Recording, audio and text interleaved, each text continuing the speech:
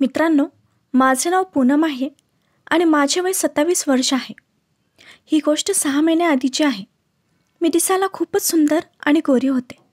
दिसायला सुंदर असल्यामुळे सगळ्या लोकांचे लक्ष माझ्याकडेच टिकून राहते. गल्लीतली पोरं माझ्यासोबत बोलण्याचा प्रयत्न करत होते, पण मी जास्त कोणाला भाव देत नव्हते. 1.5 वर्षाआधी मी नवऱ्याला तलाक दिला होता. अजूनपर्यंत आम्हाला मूलबाळ नव्हते, कारण लग्नानंतर माझं आणि माझ्या नवऱ्याचं कधीच एकमेकांसोबत पटले नाही. त्यामुळे मला नवऱ्याकडून ते सुख कधीच भेटले नाही. नवऱ्यापासून वेगळं झाल्यावर मला एकटीला राहण्याचे आणि खाण्याची काहीच प्रॉब्लेम झाला नाही, कारण मी तेवढं नोकरी करून कमवत होते. मी स्वतःचं 1 रूम किचन असे एक घर घेऊन एकटी राहू लागले. एके दिवशी मला कॉलेजच्या माझ्या एका खास मैत्रिणीचा फोन आला. तिचे नाव सारिका होते. खूप दिवसातून तिचा फोन आल्यामुळे आमच्या दोघींच्या खूप गप्पा झाल्या. तिने मला सांगितलं की तिचं लग्न ठरले आहे. मी तिला लग्न ठरल्याबद्दल शुभेच्छा दिल्या. ती मला म्हणाली, लग्नाच्या आधी 15 दिवस तुला माझ्याकडे यावं लागेल, कारण तिची आई ती लहान असतानाच तेव्हा घरी गेली होती आणि ती आणि तिचे वडील असे ते दोघेच घरी राहत होते. त्यामुळे मी तिची खास मैत्रीण असल्यामुळे लग्नाच्या कामासाठी आणि खरेदीसाठी तिने मला 15 दिवस आधी लवकर बोलवले. मी ठीक आहे असं म्हणून तिच्या घरी जाण्याची तयारी करू लागले. तिचं लग्न 15 दिवसावर असताना मी माझं सामान पॅक केले आणि तिच्या घरी जाण्यास निघाले. जेव्हा मी बस स्टँडवर पोचले तेव्हा ती स्वतः मला घेऊन जाण्यासाठी आली.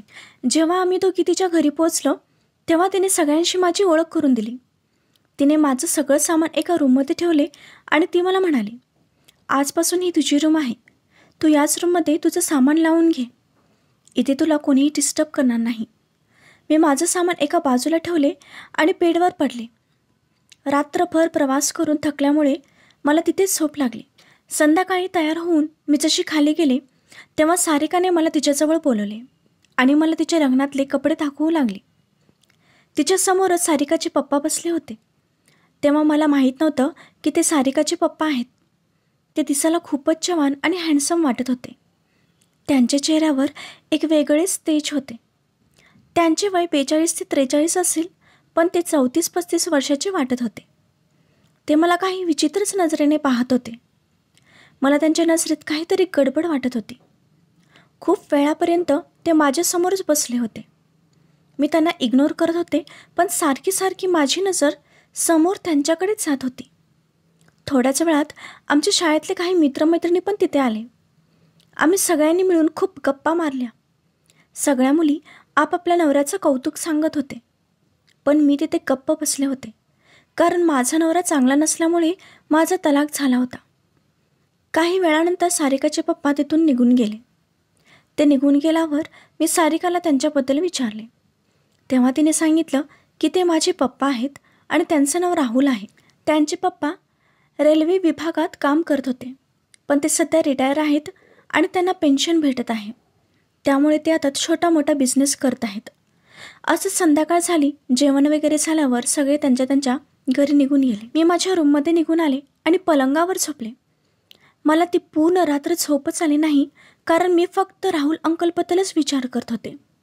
मी सारिकाला फोन करून माझ्या रूममध्ये बोलवून घेतलं. आमच्या दोघींच्या गप्पा चालू असताना सारिकाचे पप्पा राहुलजी सारिकाला शोधत माझ्या रूममध्ये आले. त्यांना पाहून मला एकदम अस्वस्थ वाटले. थोडा वेळ ते पण आमच्यासोबत बसून गप्पा मारले. त्यांच्या उपस्थितीमुळे माझ्या मनात एक वेगळ्याच भावना येत होत्या, ज्या याआधी मी कधीच जाणवल्या नव्हत्या. ते खूपच शांत आणि विनम्रपणे आमच्यासोबत गप्पा मारत होते, पण माझ्या मनातला अस्वस्थपणा जास्तच वाढत होता.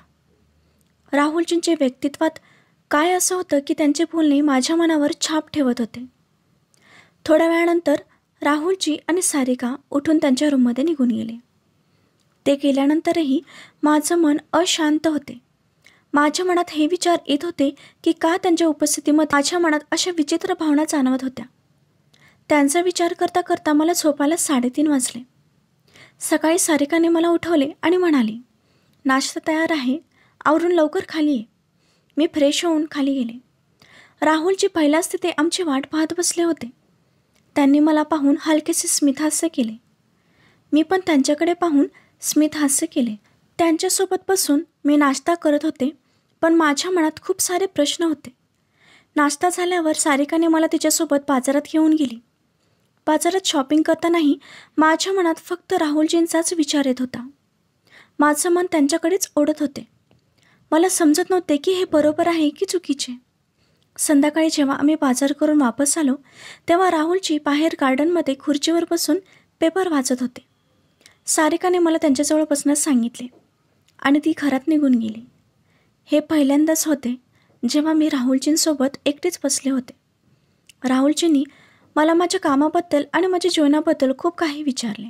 त्यांच्या बोलण्यावरून मला असं वाटत होतं की ते मला समजून घेण्याचा प्रयत्न करत आहेत. त्यांचे बोलणे मला खूपच प्रभावित करत होते. मी त्यांना माझ्या तलाक आणि माझ्या मागच्या अनुभवांबद्दल थोडं काही सांगितले. ते त्यांनी खूपच लक्षपूर्वक ऐकले. जेव्हा रात्री मी पलंगावर येऊन झोपले तेव्हा मी फक्त त्यांच्याबद्दलच विचार करत होते. माझ्या मनात त्यांच्याबद्दल एक वेगळ्याच भावना येत होत्या आणि भीती पण वाटत होती की हे बरोबर आहे का, की फक्त माझ्या एकटेपणाचा परिणाम आहे. 2 दिवस मी राहुलजीपासून दूर राहण्याचा प्रयत्न करत होते. पण जेवढे मी त्यांच्यापासून दूर राहण्याचा प्रयत्न करत होते त्यांच्या उपस्थितीमुळे मी त्यांच्याकडे जास्तच आकर्षित होत होते. सारिकाने पण माझी मनस्थिती समजून घेतली होती, पण ती मला काहीच बोलली नाही. त्या रात्री सारिकाने एक छोटीशी पार्टी ठेवली होती. त्या पार्टीमध्ये सगळेजण आले होते. मी पण तयार होऊन पार्टीत गेले होते. तेव्हा मला जाणवले की राहुलजींची नजर माझ्यावरच आहे. त्यांच्या डोळ्यातून असे काय दिसून येत होते ज्यामुळे माझे मन खूपच थरथरत होते. जेव्हा सगळे बिझी झाले तेव्हा मी गार्डनमध्ये निघून आले. मला थोडंसं एकटीला राहायचं होतं जेणेकरून मन शांत होईल. तेव्हाच अचानक राहुलजी पण तिथे आले. ते मला विचारले, तुला काही टेन्शन आहे का? जर कुठली गोष्ट असेल तर तू मला सांग. त्यांच्या आवाजात एक सुकून होता, आपलेपणा होता. पहिला तर मी गप्प राहिले, पण ते पुन्हा विचारल्यामुळे मी त्यांना माझ्या एकटेपणा आणि तलाकबद्दल सांगितले. राहुलजीने माझं सगळं बोलणं ऐकून घेतले आणि मला म्हणाले, जीवनात काही नाते आपण तोडतो आणि काही नाते पुन्हा जोडू पण शकतो. आपल्याला फक्त योग्य माणसाची वाट पाहायला पाहिजे. त्यांचे हे शब्द माझ्या मनाला लागले. मला असे जाणवले की एक वेगळाच लगाव मला त्यांच्याकडे खेचत आहे. त्यांच्या शब्दात एक समंजसपणा होता जो माझ्या मनाला सुखावा देत होता. जेव्हा रात्री मी पलंगावर पडले तेव्हा मी फक्त त्यांचाच विचार करत होते. त्यांच्याकडे मी आकर्षित होत चालले होते. मी स्वतःच्या मनाला विचारले की हे फक्त आकर्षण आहे की दुसरं काही. हे पहिला माझ्या मनाला समजून घ्यायचे होते की नक्की माझ्या मनाला काय पाहिजे. आता राहुलजींबद्दल माझ्या मनातल्या भावना वाढत चालल्या होत्या. कधी कधी माझ्या मनात हे पण येत होते की ते माझ्या मैत्रिणीचे वडील आहेत. मग त्यांच्याबद्दल असा विचार करणे ठीक आहे का? दुसऱ्या दिवशी सारिकाला 2 दिवसांसाठी काही कामानिमित्ताने बाहेर जायचे होते. ती मला म्हणाली, तू इथेच राहा, माझे बाबा पण एकटेच आहेत, तुला पण थोडं चांगलं वाटेल. मी एकदम घाबरले, पण सारिका हसत म्हणाली, अरे टेन्शन घ्यायची काय गरज आहे, माझे बाबा खूपच चांगले आहेत, तुझी खूप काळजी घेतील. सारिका निघून गेल्यानंतर घरात फक्त मी आणि तिचे बाबा असे आम्ही दोघेच होतो. सुरुवातीला तर मी त्यांच्यापासून दूर राहण्याचा प्रयत्न करत होते. संध्याकाळी पाऊस पडू लागला. मी बाल्कनीमध्ये बसून पावसाचा आनंद घेत होते. तेव्हाच राहुलजी पण तिथे आले आणि मला म्हणाले, तुझ्या चेहऱ्यावर नेहमीच टेन्शन आणि दुःख दिसते. कधीही तुझ्या चेहऱ्यावर मी आत्तापर्यंत हसू बघितले नाही. तुला काय वाटतं, आयुष्यातलं सगळं सुख संपले आहे? अरे आयुष्य अजून पुढे खूप मोठं आहे. जीवन जगण्याचा आनंद घे. त्यांच्या या बोलण्याने माझ्या मनातल्या लपलेल्या भावना बाहेर आल्या आणि मी त्यांना म्हणाले, कधी कधी मला असं वाटतं की माझ्या जीवनात फक्त एकटेपणा आहे. तेव्हा ते माझ्या गालावर हात ठेवून मला म्हणाले, जीवन खूप मोठे आहे, स्वतःला एकटी समजू नकोस. तुझ्या जीवनात पुढे काहीतरी चांगलं होणार आहे. स्वतःला आनंदी ठेवण्याचा प्रयत्न कर. त्यांचे हे शब्द माझ्या मनाला लागले. तेव्हाच मी त्यांच्या हाताला पकडून म्हणाले, जर एखादा माणूस आपल्याला आवडला पण जर परिस्थिती कठीण झाली तर तुम्ही काय कराल? तेव्हा ते स्मितहास्य करत मला म्हणाले, प्रत्येक नात्याची सुरुवात ही परिस्थितीवरून नाही तर मनातून होत असते. आणि जर ते नातं खरं असेल तर परिस्थिती स्वतः त्या नात्याला वाट दाखवते. त्यांच्या या बोलण्याने मला समजलं की मला त्यांच्याबद्दल जे वाटतं ते त्यांनाही माझ्याबद्दल वाटते. तेव्हा माझ्या मनाला जाणवले की हे फक्त आकर्षण नाही, तर माझ्या जीवनातला एकटेपणा भरणारा तो व्यक्ती आहे. त्यावेळेस मला पहिल्यांदा असं वाटलं की माझ्या जीवनात आनंद पुन्हा वापस येणार आहे. मी विचार केला की माझ्या मनातलं त्यांना सगळं सांगून टाकावं, पण माझी हिंमतच होत नव्हती. बोलता बोलता माझे होठ आपोआपच त्यांच्या ओठांजवळ गेले आणि त्यांच्या ओठांची चुंबन घेऊ लागले. तेही माझ्यामध्ये सामावून गेले. त्यांनी मला उचलून बेडरूममध्ये घेऊन गेले आणि ते सुख दिले जे मला याआधी माझ्या नवऱ्याकडून कधीही मिळाले नव्हते. तेव्हा मला पहिल्यांदा असं जाणवले की हे सुख काय आहे. आता मला असं वाटत होतं की माझा एकटेपणा कायमचा निघून गेला. आम्ही दोघं एकमेकांमध्ये सामावून गेलो. पूर्ण रात्र आम्ही दोघं एकमेकांना खुश करत होतो. सकाळ झाली आणि मला जाग आली. स्वतःला त्यांच्या मिठीमध्ये असलेलं मला जाणून आले. ते माझ्या डोक्यावरून प्रेमाने हात फिरवत होते.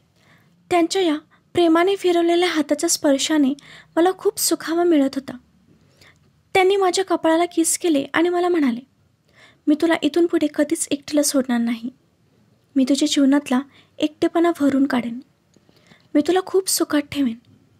तेव्हाच मला सारिकाचा विचार आला आणि मी त्यांना म्हणाले, पण सारिकाचं काय? तिला आपल्या दोघांच्या नात्याबद्दल काय वाटेल?